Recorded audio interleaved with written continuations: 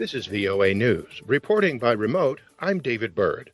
The Trump administration said Thursday that heat, light, and humidity might speed up the death of the coronavirus.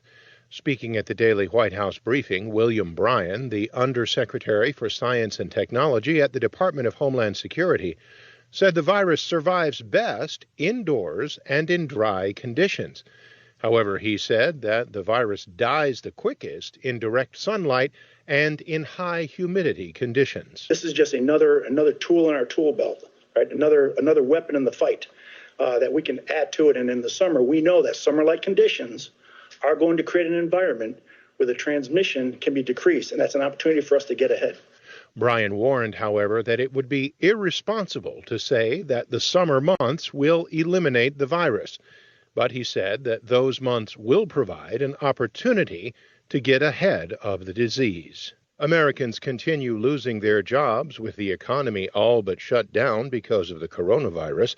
AP Washington correspondent Sagar Meghani reports. Another 4.4 million laid-off workers applied for jobless benefits last week. The total across 5 weeks is now roughly 26 million people, about 1 in 6 American workers since mid-March. It's easily the worst string of layoffs on record amid the worst economic crisis since the Great Depression, when the unemployment rate hit 25%.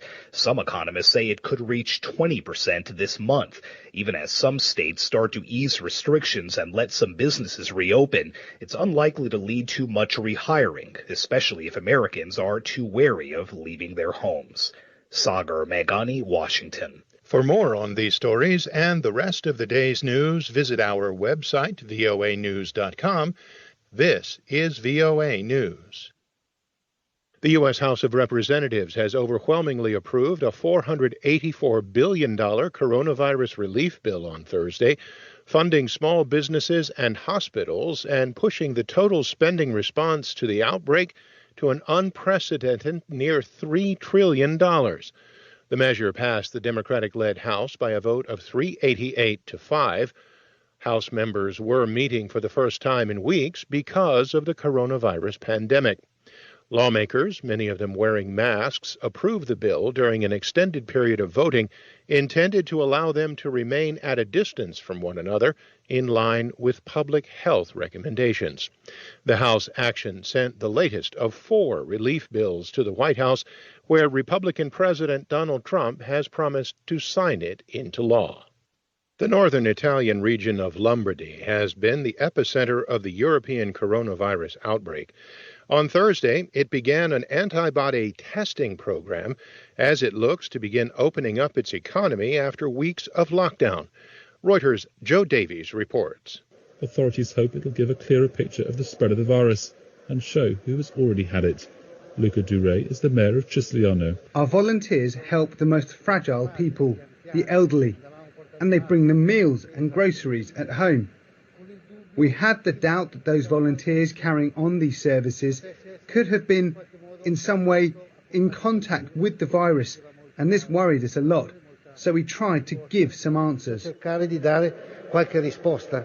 Lombardy is the latest of a patchwork of individual testing programs in Italy.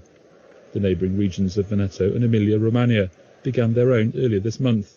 The number of deaths and infections have started to flatten out in Italy, but in the absence of a cure or a vaccine, a successful antibody testing program offers some hope of a way out of lockdown and a pathway to a reboot of the economy.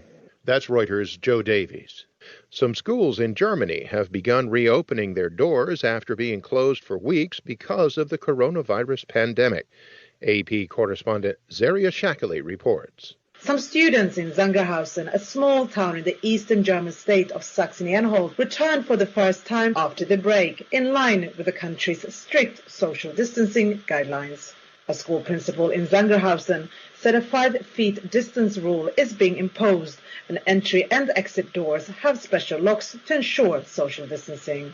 Schools were reopening gradually depending on individual states. German Chancellor Angela Merkel says that she understands the urge to relax restrictions as soon as possible, but criticized some states for moving too quickly. I'm Zaria Shakli. Reporting by remote, I'm David Byrd, VOA News.